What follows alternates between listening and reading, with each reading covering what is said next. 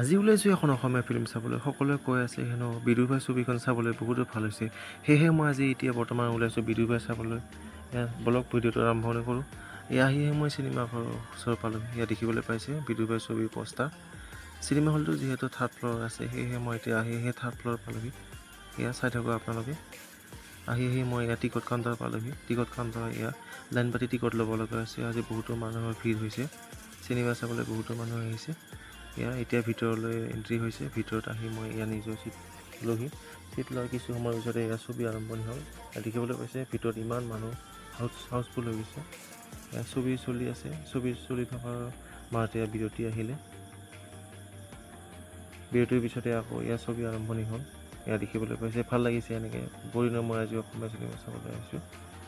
এনেকৈ ছবি চলি থকাৰ শেষৰ ফালে আকৌ ছবি শেষ হ'ল। দেখিবলৈ পাইছে এতিয়া আমি সকলোৱে ঘৰা ঘূৰি যাবলৈ ওলাইছোঁ।